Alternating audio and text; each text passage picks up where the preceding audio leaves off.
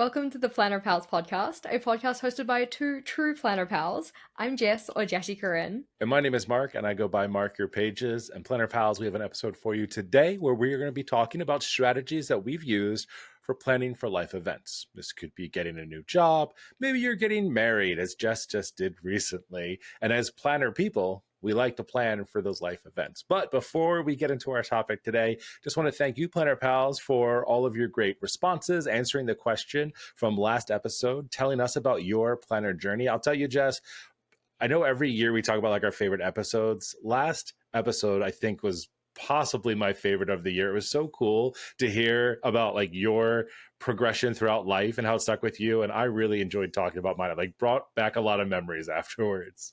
You know, I think that if we're going to rank them, that's probably my top from the year as well. Not to say that, like, good things aren't coming. The year is not over. I mean, I don't know what episodes we have coming up because I can't remember the plans we made. I'm very excited for them, obviously, given that she doesn't even know what's coming up. But also, thank you, Planner Pals, for sharing with us your thoughts and, like, your journey and such as well. It was also very, very special to me to find a lot of people who are like, I love Cindy as well. I'm like, I know that she was, like, instrumental in getting me on YouTube. So it's special to have enthusiasts of her content here too. Someone even commented and said that when I shared what my professor told me about how to study, they were like, I shared this with my son. He works like hours. He's going to school. He has trouble with this. I shared that with him because it was so amazing. I'm like, how cool is it that we can share these things that helped us out so much with other people, and then they can take it and use it and share it? Like, it's just good advice like that. It is priceless. It is amazing. Thank you, Mr. and Mrs. Anderson, for both your help and Jess's in my life. You make all the difference. Instrumental in vastly different ways. But no, I know that in this episode in particular, we're going to have more advice for you. This time, though, in a slightly different sense, not so much about studying, but more about that planning for big things. Because in the day-to-day planning for general life, most of us have a system that works at least well enough. Some of us have, the planner piece, planner perfection type deal going on. Some of us are just, living day to day, free balling our planners out here, but we're still getting things done, and that's what matters. But when it comes to those bigger things, this is where a little bit more thought is usually necessary. There's usually a little bit more that goes into it because there's just more going on. So, Mark, in terms of your tip, your big number one, what would it be when it comes to planning for big life things? So this is something that I learned a few years ago that I really liked, and it's called second order thinking. So the way to kind of break this down, if you think about it, first order thinking is the immediate. I have this thing to do, therefore I'm going to do this. It's kind of this very like immediate cause and effect type thing. It's very surface level, not to say that our decisions and our decision making and our planning is just surface level, but it's just really like that first thing that comes into your mind. And what I love so much about second order thinking is that the second order, after you do the initial, it just makes you ask, and then what? And for me, this works so well for my brain because Jess knows this more than everyone because of how it works, is I'm just like, oh, do it right away without taking a breath and saying, okay, but what is this? Like a great example was like when I asked Jess if she wanted to do this podcast with me, and Jess was like, okay, I'd like to see basically a business plan. What are your goals? Like, what do you want to make happen? Before she even just said yes, because in my brain, it was like, someone asked me, I'm like, yep, immediately. I don't have any extra questions to ask. But this has been really helpful in my life because anytime I have a big life event, a big project, I use this honestly a lot more for like at-home projects, but like really big projects. So like if I'm going to like redo our front garden, that's where I used it before, because my brain is like, okay, go buy flowers and dig up stuff and put them in a hole.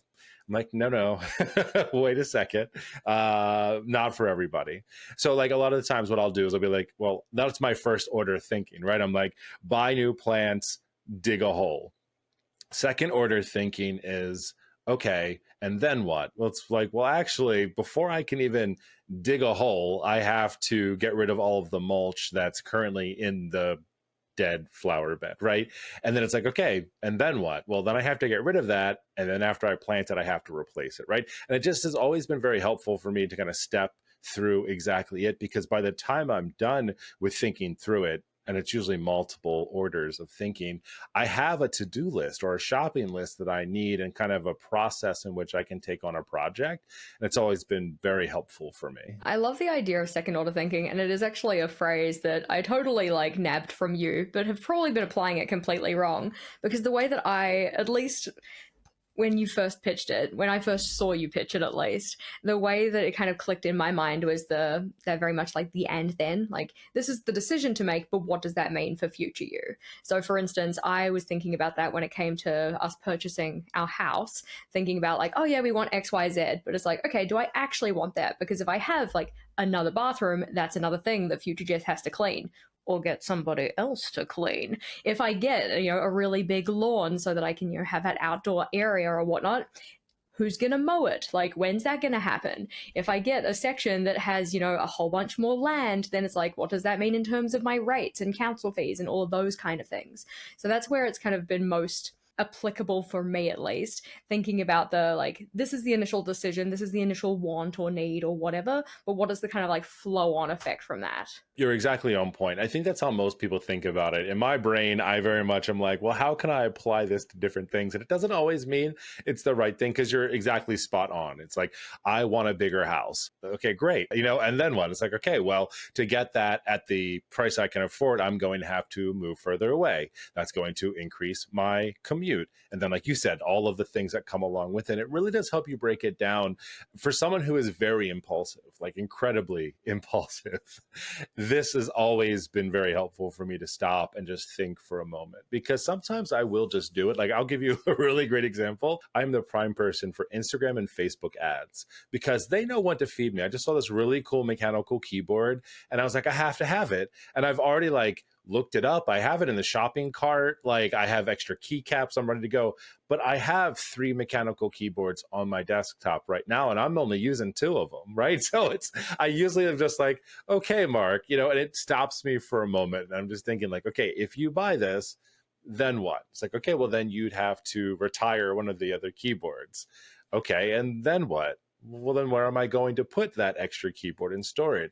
And it does start to, and by the time you get there, and this is where it's helpful for me, I'm no longer interested in that impulsive buy anymore, because honestly, I've now talked myself out of it. And I think that's always been like a really key thing for me, especially with, again, there's a big life decision. You're looking at getting a new job, right? You kind of put those things into place. And then by the time you're done, you're like, maybe my job isn't that bad, because this is going to be a lot of work just because maybe I had a bad day. I completely understand that. I like your example of the mechanical keyboard, because I was thinking about getting a mechanical keyboard, and then I was thinking about like, oh, it's going to be really cool and kind of thing. I'm like, yeah, okay, but you used to share an office with Vogel, who had a mechanical keyboard, and the noise drove you batty. Like, do you really want to then be driving yourself batty? I'm like, okay, it's a little bit different though, because I'm going to be the one typing, so if I want the noise to stop, I'll just stop type deal. But then we start thinking about, okay, how do you connect the keyboard to your computer? Is it going to be a cabled mechanical keyboard? Is it going to be wireless? If it's going to be wireless, does it need a new dongle? Do you have a slot for a dongle? If it's going to be wireless, how does it get charged? Like, is it going to be a USB-C port that you can just like recharge over and over, or is it going to have actual batteries? And we're just thinking about like a quote small decision here. I don't know, mechanical keyboard could change your life. Very big decision. So, absolutely. So these kind of things, if we're thinking like this much stuff about just a quote small decision, when it comes to bigger life changes, bigger decisions, bigger events and such, the number of decisions you have to make as part of that is extensively bigger. Yeah, absolutely. So that was my first one. It's kind of my go-to. It was a really great way to deter myself from doing any impulsive thing that I want. But what about yourself, Jess? Do you have any kind of go-to method or approach to big projects or life changes? Yeah, my one in particular, outside of like, just get your thoughts out of your head first, always a very good place to start. But once I've done that, the most important thing for me is how I organize that information to make it usable. Because it's all good and well to sit there with the thought swamp, as I'd like to call it, like the task list swamp of things that you're going to have to do. But if they're not organized in a way that is going to be nice and easy to then like reuse that information or get through doing all of those tasks, that's going to be a problem for future Jess. So the way that she typically likes to think of it, she being I and I being me, usually I like to try and think about it in terms of timelining. So what has to happen first? What has to happen second? But not every project is linear. In fact, the majority of projects I work on are not linear. I like to think about all of my projects in shapes, so bear with me for a second. But in terms of the shapes that my projects tend to take, we have a line, linear, so one task, then the next, then the next, then the next. That's very simple, it's very straightforward. Most things are not like that though. Then we have a branching shape, which kind of looks like a chicken foot or whatnot. So this task, then that task, but after that, I could do X, Y, or Z. And then each of those might have their own kind of linear progression of tasks. So I have a little bit of choice or a little bit of flexibility in terms of what I work on next, because those things don't require each other to have already been done, if that kind of makes sense. Then the third shape we have is kind of like a cycle. So that's where you have a project where you have to do the same kind of steps repeatedly over and over again before you can move on to the next thing. If we think about that in terms of a very familiar example, that could be something like video creation. You know, you plan out the topic, you write the script or write down your talking points if you want to. You film the thing, you edit the thing, you thumbnail the thing, you upload the thing. And you do that repeatedly to give yourself a video series or something like that. So that was how I approached, for instance, the Bullet Journal Basics series, where I had, 40 odd different videos that needed to go into that. So part of my map for that, or my timeline for it, had that cyclic part where I was just making video after video after video.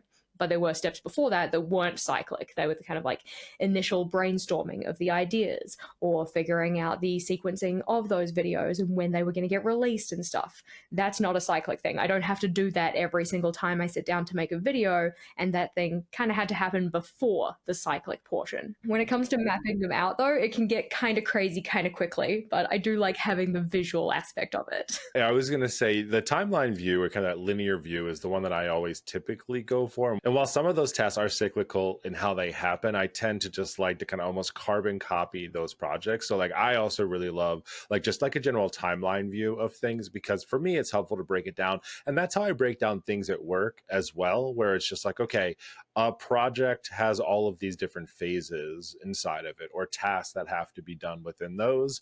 And what I like to do at work is I've actually just made like a little project template. I can just duplicate it each time. I've done the same thing in Notion for a lot of my projects. Airtable is kind of the same thing, where I do a lot of that work too.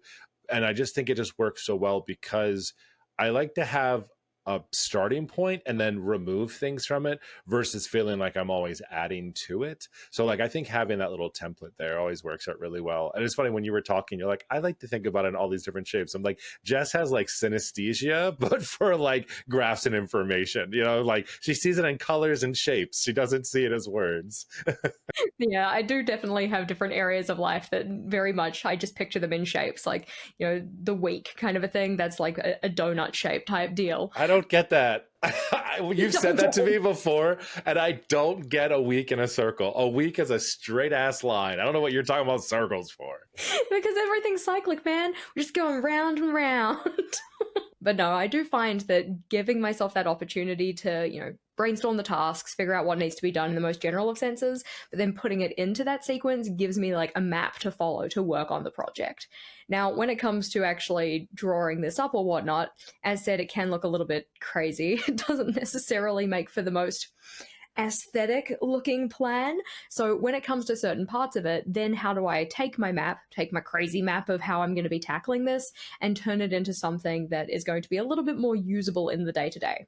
So typically for a timeline view, or that kind of like linear sequence, this is where you have a checklist that is written in the order of the things that you want to get done. So A, then B, then C type deal. When it comes to a cyclic portion, though, those ones I typically like to do a table for, because it's the same set of tasks that you repeat. So it's like on one edge of the table, whether that's the top or the side, you'll put all of those tasks in the order that they will happen. And then on the other edge of the table, you'll put each of the iterations of that.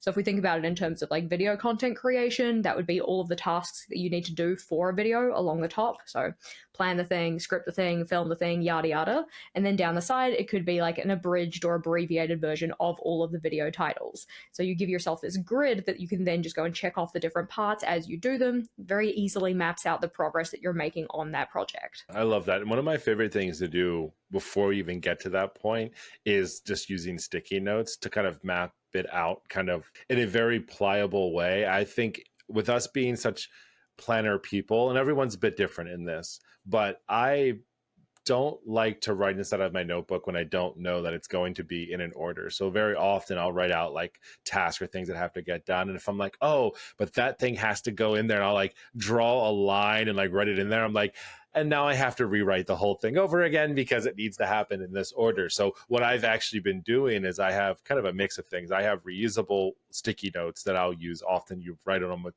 little like whiteboard markers, but they can stick on any surface if you don't want to have to always reuse like tons and tons of sticky notes. But I have tons and tons of sticky notes as well. But I just love to just do that and plan it out. It was actually something I learned. I had taken a course in storytelling, and that was the process that they made us go through, was like, start with your ideas and you're going to put them, on this board. I think I physically had a board. You could do this in Miro or FigJam or wherever you want digitally if you don't want to do it. But I love the analog, because a lot of us people love analog everything when it comes to stationery, of doing that, because then I can move them around without having to like erase, put it somewhere else and try to figure that out. And that has always been very helpful for me, so that I can get to the point that you're talking about there, which is, this is the way in which this will happen, because it's going to happen each time. But like getting to that point for me, I always find difficult, because I think I've reached what I think it needs to be. And then I go through that process and I'm like, oh crap, actually, I forgot about this. And a lot of the times I'm like the instant template maker, like I was saying before. And I'm like, great, now I have to go back and change my template. And in many cases, I've already duplicated that several times for like new random ideas. Like I need to find a better process so that when I do change it or something changes in my process, like it just changes everywhere. But I feel like that's really hard to do. Again, I've never figured it out. That's why like I kind of moved away from Notion, because I felt like every time I wanted to add new, it did more than I needed it to do. I was like, I just found a new project. Can you add this to every project that already exists? I don't care if it's already done. And I could never quite figure it out. So figuring it out before putting it anywhere digitally or writing it down has always been helpful for me. Not to get into like a Notion basics tutorial or anything like that, but if you go into the properties section of any kind of new template, you can add things and have it add to everything, which is nice. But when you're actually changing like the structure of a page, that is where it won't necessarily update the previous ones. If it's a table property or a database property, then yes, it'll add it to everything if you want it to, but you still have to go and like input the data for those kind of the back catalog. It'll just have a section there dedicated to the thing, at least as far as I understand. I'm still a little bit of a Notion noob. I'm very much enjoying it, but yeah.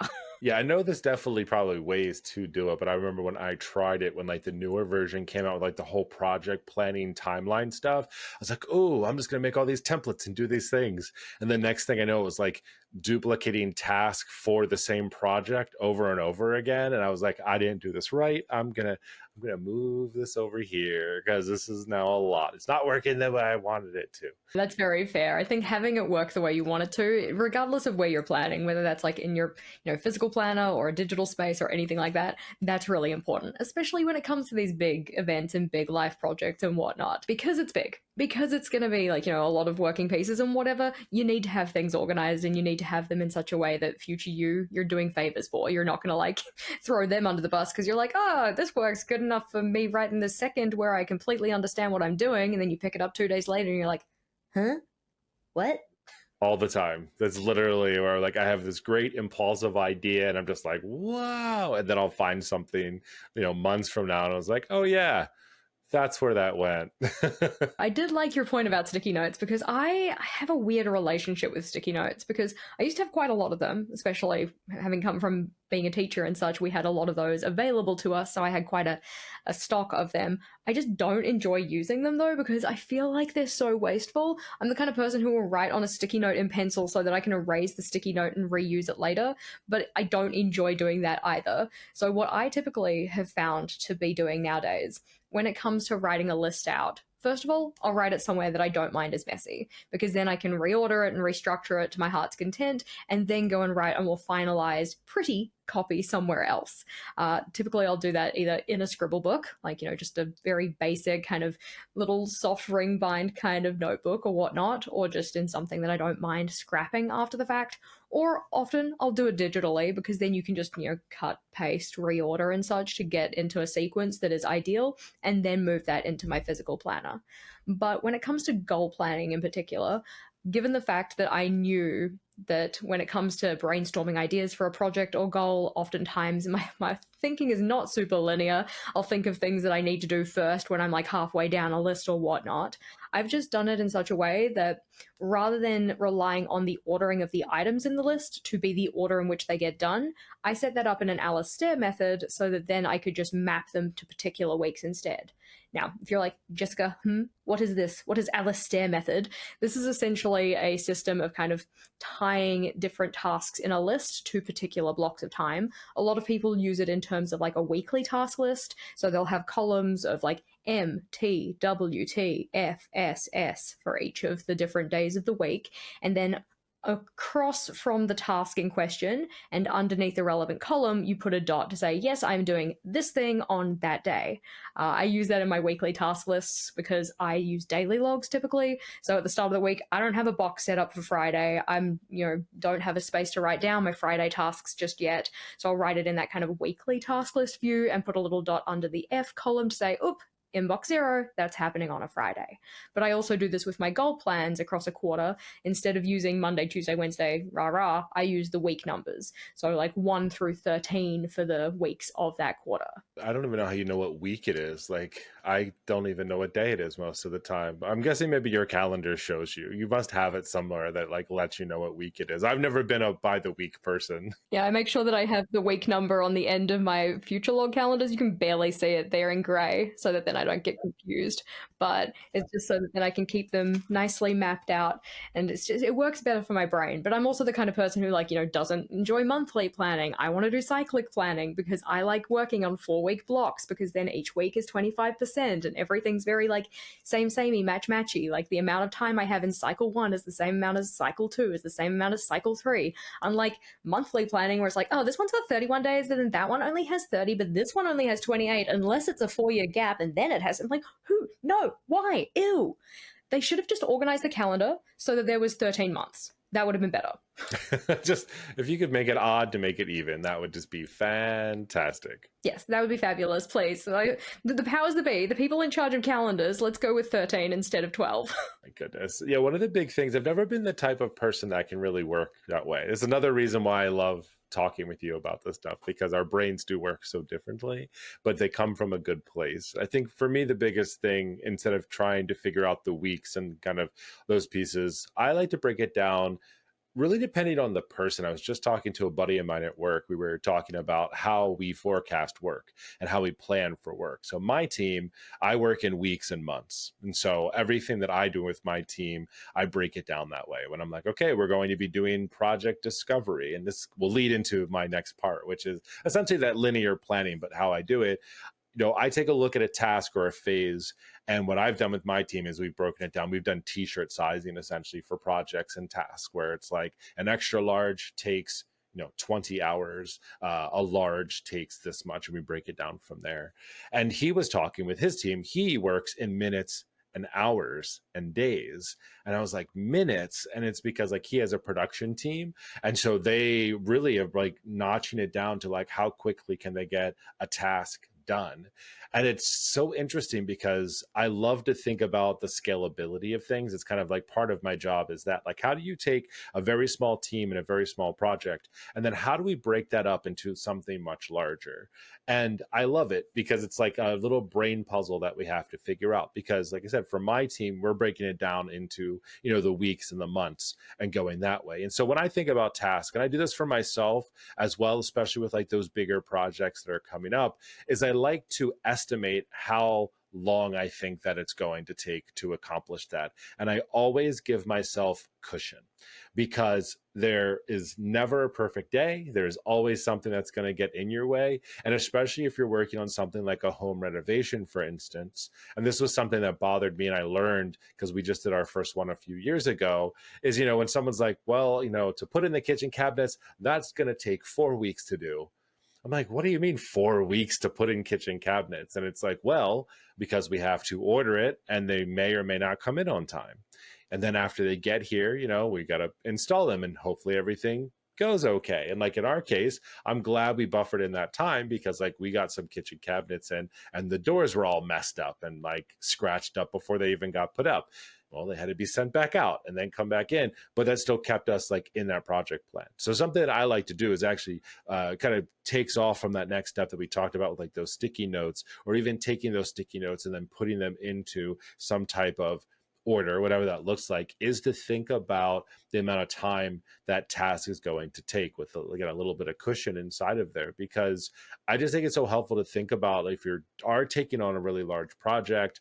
I mean, if you're taking on, something large like a wedding, for instance, there's so many top level themes and then so many tasks that come below those that have to happen. So it's like, something like order the flowers for your wedding. It's like, okay, but there's so much underneath of that that gets tucked under that goes into thinking about like what happens with that.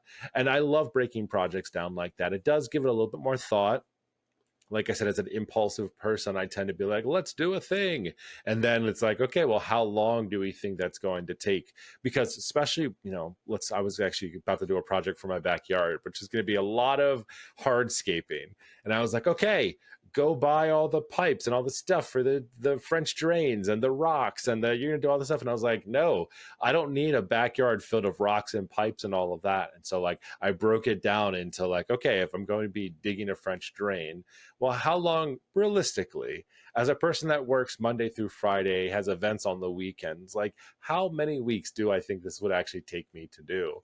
And then, it was like, okay, well, if we figure that out, like then I don't have to order the rocks for the faux river that I'm building in my backyard, this dry bed river, or whatever the hell I looked up on Google to do. But I don't need to do that yet because there's so many things that need to happen first. And I think actually when I like actually planned this all out, like I wasn't going to get to like the fun stuff because I got to dig holes and build walls and do stuff until like next spring.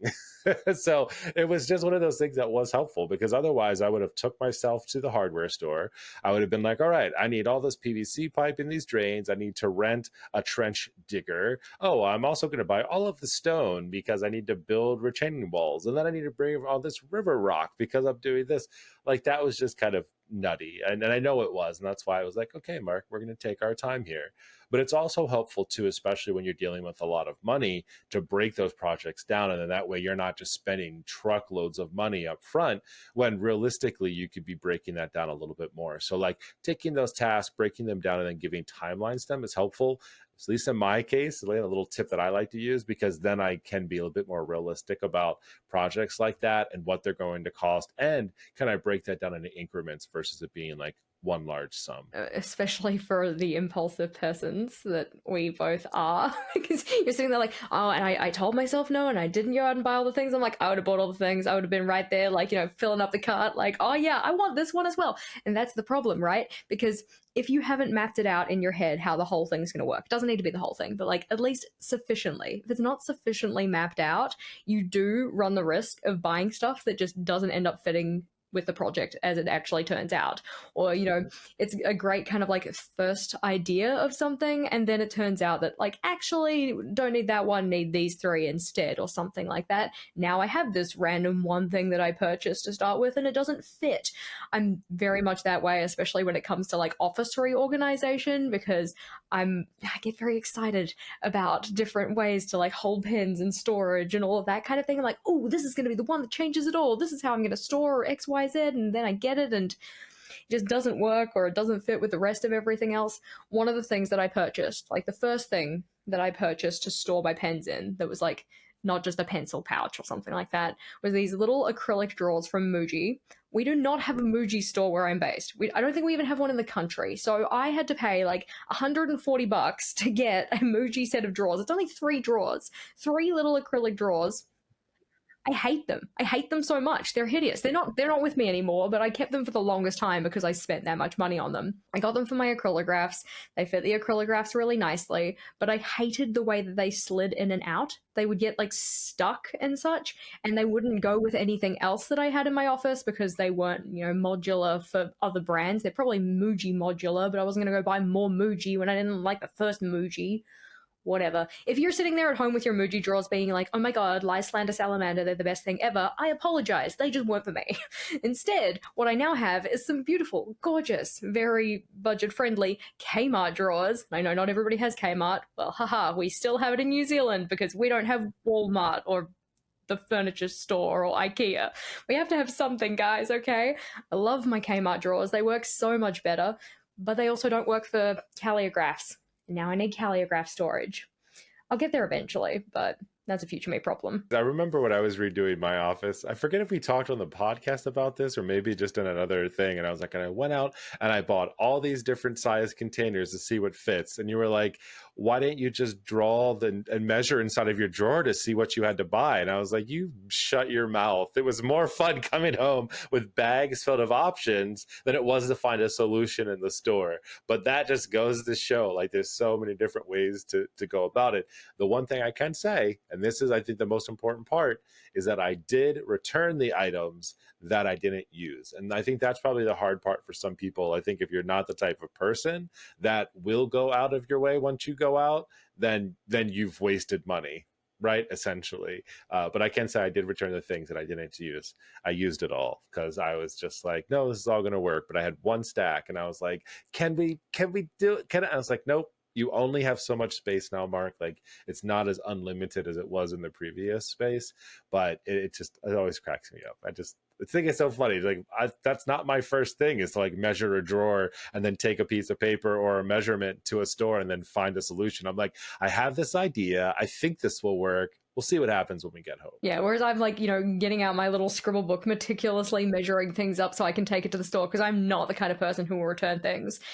Once it has come out of the store with me, it's like, no, Jessica, you have sealed your fate. Like, that is it. This is yours now. You can find a new home for it. You will not be taking it back. Maybe I just don't want to do the walk of shame back into the store, like, it didn't work, I'm sorry. And I know that there's like not really any shameful feelings to be had around that, but it's just not something I do. Well, James at Kmart doesn't remember you, Jess. I'm sorry to hurt your feelings, but like, unless you really know him well, like, he does not care that you're returning anything there. The best part is that you don't even have like actual service checkouts there. It's all just like auto, like self-checkout type things. Oh, really? Oh, gosh. So James and I haven't even had an interaction yet, and I'm already worried about what he thinks. James is like an acronym for some type of like service return system. Like, James, I'm so sorry. It's like, please scan your next item. No, he's like, you shouldn't have done that. He's judging you. He's not even real. This is when AI goes too far, when it starts judging you for the stationery that you're buying. You need to go away. I agree. So I do have a question for you, Jess, because, I mean, obviously your most recent big life event was getting married. And I know that you've vlogged like a lot about this as you've gone through your process, but did you do anything about like actually how you're planning for your wedding? You probably already have a video on it. I may have just missed it, but like, did you have kind of like, before you even got into it, did you have a plan that you knew that you were going to go about it, or was this part of that planner chaos experimentation to see what works before you got there? So this is the hard thing about planner chaos and experimentation, is that I was only planning on getting married once. So like, I have the skill set for if there's a next time, but I'm not really planning for a next time. It took me this long to get here. Now, maybe you could share that with others. Now you'll become someone else's wedding planner. Exactly. Oh my gosh. See, I love wedding planning. I love planning in general, but then like weddings are just so much fun as well. So now as mine's over, I'm just like, oh, sad sea turtle. What am I going to do with all these skills? But no, before I got started, back when we first got engaged and such, of course, I was already into journaling and the likes. I'm like, oh, awesome. I'm going to put together a wedding planner. I'm going to deck it out. I'm going to have all of these layouts and spreads and stuff. I'm going to be so organized. Be the most organized bride that ever brided or something. And then I started making one when we actually got underway with planning. And I'm just like, this is not the most efficient way to do this, especially because there were other people involved. It's not just me, myself, and I lonely islanding it and doing everything myself. I had to make sure that Vogel was filled in. I had to make sure that my vendors were filled in and all of that.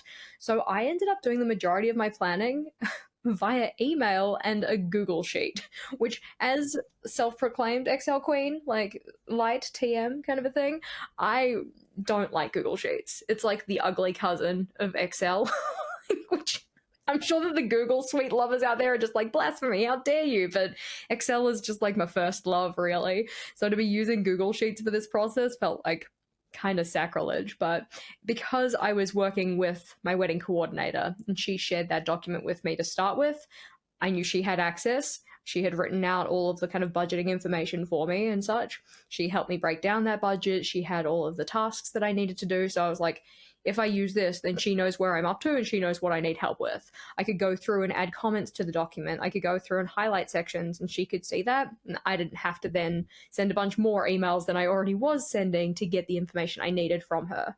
Also, because a lot of the information you get from vendors and such would be emailed to you, it just made more sense to have things mostly sorted through there, which was also a space that Vogel could access so that he at least felt like he was involved in the process.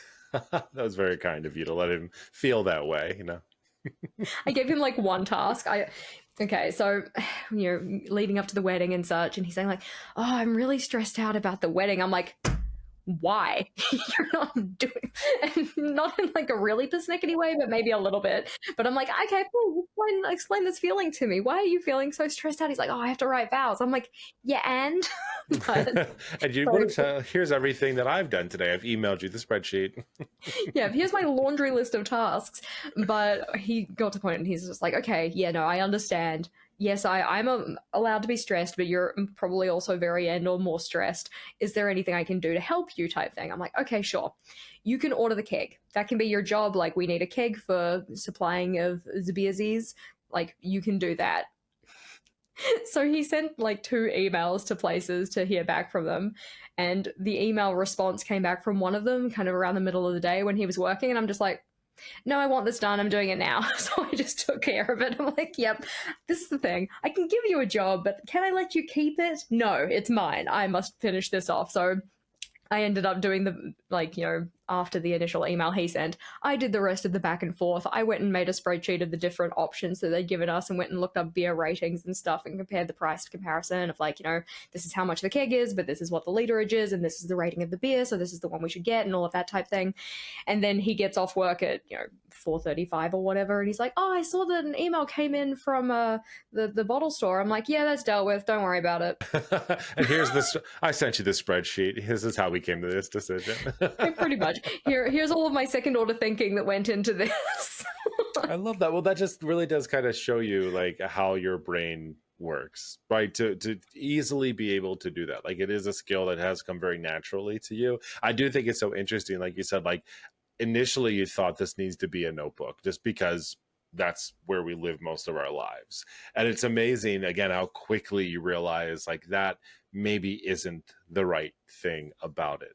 Like, I know I've talked a lot about like my Swatch book that I have. Like, I have a digital Swatch book that exists in Airtable, does everything that I need it to do, but I still love the experience of like making that and making the swatch and writing it down and doing all of that. It like brings me pleasure. So did you do anything inside of an actual notebook? Maybe it's probably more memory keeping than anything else, but still connected to that helped you balance that part of your brain? Or were you just like, nope, everything digital, and like that's just where it ended up being? Originally, I did set myself up a wedding journal, and I did start to populate it like with my checklist of things to do and all of that type of a thing. But it wasn't the place that I was looking for that information, but I would go back to the sheet, like the Google Sheets version. So I ended up just mainly using that. But when it came to doing my Q3 goal setting, because I was starting to feel a little bit like scatterbrained mess, and I wanted to bring all of my goals and projects together into my goal planner, this one, which is allowed to be a little bit messy. So it's like, I get a little bit like loose and free form with it. It still looks nice to most people when I show it to them. They're like, that's not messy. I'm like, it is for me. Just like, bear with me for a second. But most of what I did was this type of thing where it's just, okay, giant checklist of all of the tasks. Here are the week numbers. Let's map them to the week numbers and then cross them off as we go. So this just went on for a couple of spreads, just the 2 of them, as I started to think of extra tasks that needed to be done. But keeping it in here and then pulling from there into my weekly task lists worked really well. But that's also how I do the majority of my goal setting now. I plan all of my goals out in my goal planner, and then each week at the kind of like end of one week, start of the next, I come back to here and pull out all of the tasks that need to be done across the multiple goals that I'm working on so that I can see that kind of pared down, condensed, simplified list rather than looking at, the task swamp or whatever that can get a little bit overwhelming. You're just focusing on the ones that are like, okay, this is what needs to be done right now or what can be done right now versus here's the laundry list of everything that needs to happen for this project, which when you look at things that are, big life events, lots of tasks, lots of things to do, you can get to that point of like, cool, that looks like way too overwhelming, and I'm just going to bury my head in the sand. If you just pull out the ones that can be like a right now focus, it just makes it a little bit more bite sized and easier to tackle. It's a really, really great tip. I was thinking through that. Yeah, whenever you're looking at that monster task list, you get so overwhelmed. And a lot of people too get that like analysis paralysis where you're just like looking through it all and the letters start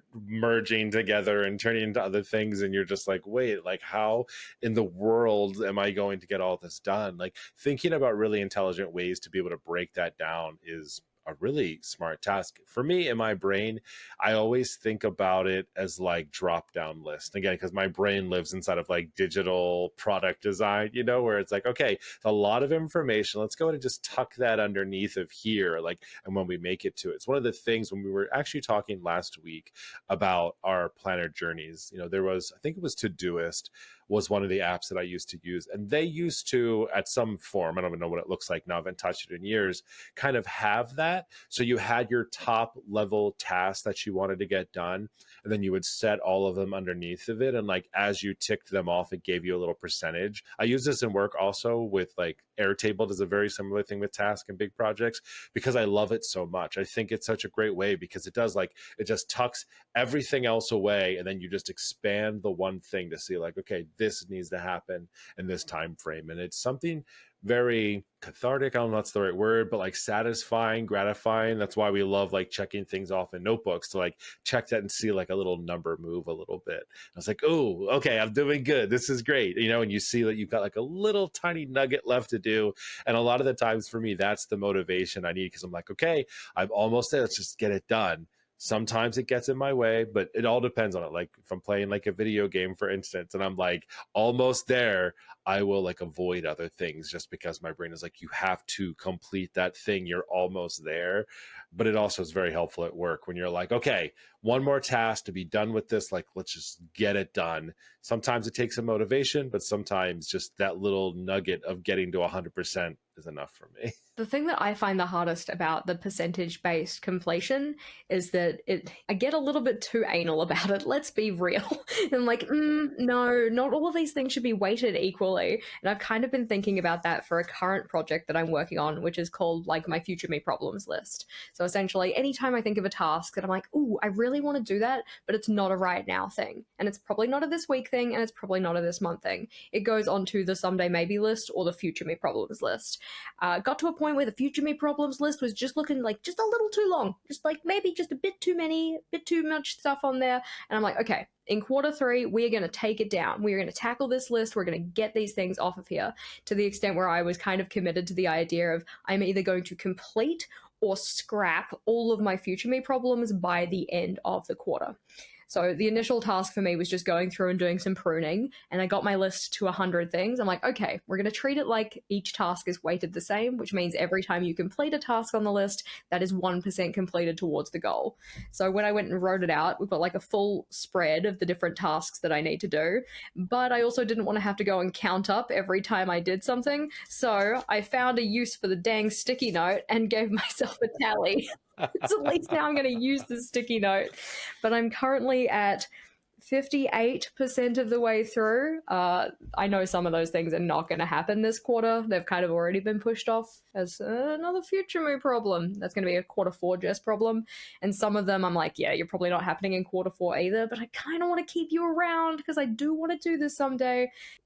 That kind of like hopeful, wishful kind of like planning for yourself. You're like, I wish I was the kind of person who would do this, so I'm going to keep it on the list even though it probably will never happen. Well, something that's been helpful for me, if you're not the type of notebook person, I've been trying to put my mind like outside of just a notebook because I know so many of our planner pals and viewers for our YouTubes and things like that are not always into notebooks. And there's like 2 things that I really like. One of them I've been using for a while, which is the Ugmonk, the analog cards, which are great because it lets you break things down into like today, next, next and someday. And the someday reminds me very much of your like future me problems kind of thing, because I have a lot of stuff on here. I've actually been moving it back because every week when I'm filling out a new card, or every time I fill up a card, I'm like, oh, that didn't get done. That didn't get done. It's very similar to like how you use a bullet journal. When a task isn't getting complete, you're just like, I'm going to move that to my future log.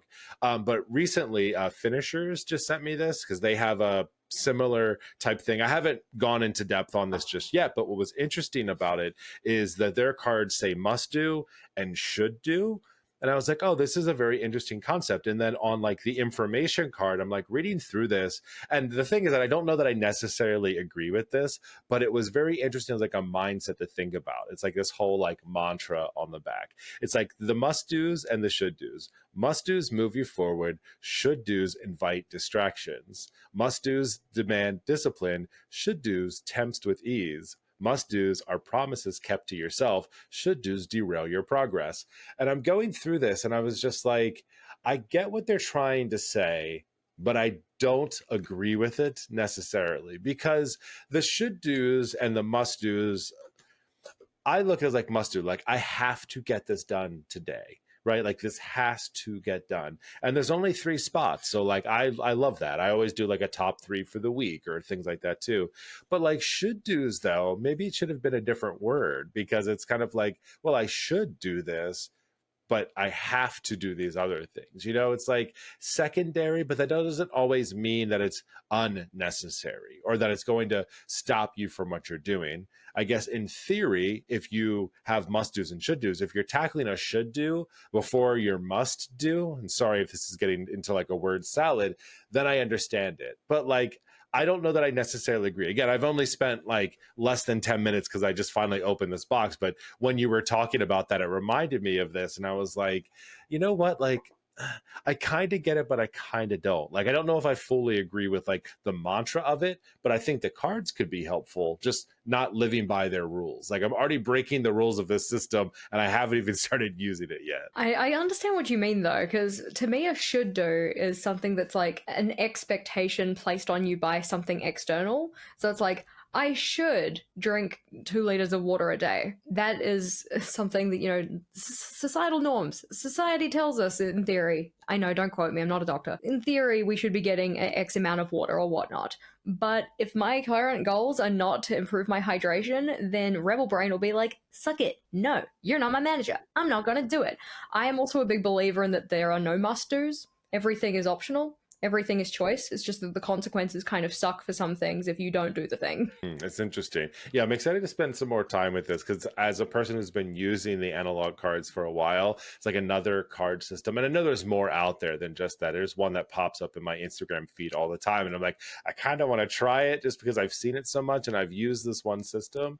But it is just an interesting way to like break it down even. Like, again, if you're not the type of person that needs like a giant running list or that overwhelms you or you can't think about it, there are other ways to do it. Another term I learned, someone messaged me, it's called fake monk. So instead of using the UG monk cards, they essentially just make their own with index cards and they call it their fake monk cards because they set it up the same way.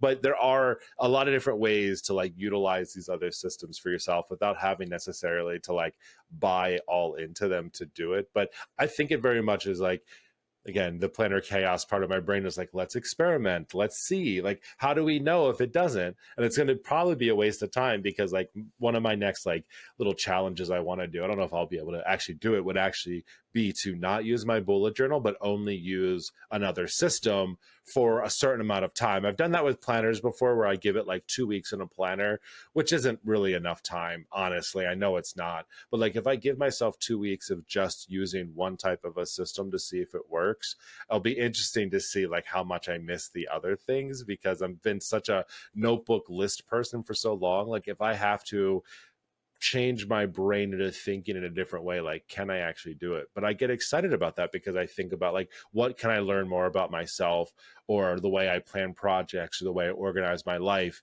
when I'm not using the tool that I'm used to using. I was also, you know, given the fact that it's new planner season, especially, and I know that's part of probably why I'm feeling my feels, but sometimes I feel like I just get too comfortable with where I'm at and I need to change something just for the drama of it. Mm-hmm. Literally, I'm just going to go and buy a Hobonichi, even though I know that the paper is not going to be for me and I don't like the pre-structured thing and the number of spaces for each day is just going to give me the heebie-jeebies.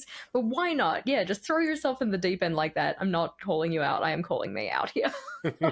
Oh no, I definitely bought one, thought I was going to use it, and then like used like 6 pages of it, and then was like, no, this isn't really for me. I mean, we've all been there. I like the designs. That's the where they get you. Is like they come with these cool designs. Like this year, it was like Tamagotchi looking pixel people, and I was like, hell yes, I need that, but I don't need it because I have 100 other unused notebooks next to me. Yeah, I think that like one of the most important parts for me when it comes to planning essentially anything, but big life events in particular, is picking the space with intention. Like we kind of talked about that idea of the wedding planning stuff ended up digital because it needed to be shared. It was already established. I was so new to it kind of thing. And then the information was just going to end up duplicated if I put it somewhere else. But there are other projects where, the goal journal is going to be completely sufficient and planning in here is going to be great. And then there are going to be other projects where I really do need that kind of expanded timeline view and I want to be really messy with it. And even though the goal journal is my messy space, it's too messy for the messy space and I need a messier space, which is where the scribble book comes into it. Or oftentimes graph paper. I love graph paper for messy planning. Graph paper is great because you can do your crazy map and it still kind of looks neat. And then you can just draw little sunflowers along the punched out holes because you can't keep your mind on track and that's okay. And then if you don't use graph paper, it ends up looking even crazier and hideous. And you don't want to put this in your planner because you're anal and you're a persnickety biscuit and you want everything to look nice. And this doesn't look nice, but it helps. See, my thing is about the organization. So it's funny. I have the same thing. I talked about I was working on my backyard project. So I have like a giant piece of paper that I've been doodling on to and then writing things in. And I'm always like, okay, but like the problem is like, where does this go? So like I've been keeping it, inside of here, like put together so I don't lose it. And it creates a little fun book. But that's the problem I have with those like large graph papers. It's because I'm like, but where does that live now? Because I need it to reference it, but like it doesn't fit inside of a A5, B5 square, like all the normal sizes that I have without folding it up into a little origami shape. So like that's my hard part is like, where does it live though? I have one plastic pocket that all of my crazy maps live in. This is the only place that they live. And so anytime I make myself a crazy map, it just goes into the plastic pocket. So I know that they are all in there. Is it the greatest system? Probably not. But I don't make so many crazy maps that it doesn't work. So this works for me. I like that a lot. Awesome. Well, I think we went through a lot of ideas here, Jess. And as always, we want to hear from you, Planner Pals, to understand how you plan for these big life events or life changes, things that are going on. We talked a lot about a lot of different methods today and systems and way in which we've done it. But we would love to hear from you, Planner Pals. How are you organizing and planning for your big life events or big projects that are happening? You can always drop a comment on the YouTube video if you want. You can also hit us up on email, plannerpalspodcast@gmail.com. And of course, leave comments over on our socials at Planner Pals Podcast. I think that this is a very timely conversation, especially as we're kind of getting into Q4. And I know for me personally, I love doing a whole bunch of projects in Q4 because I really want to make the most of the last 3 months, like really kind of get to the end of the year feeling very proud of my progress, whether it's on goals that I set at the start of the year and I still haven't done anything about, or other things that come up like Vlogmas. Very much looking forward to reading all of your ideas, Planner Pals. And as always, thanks for watching.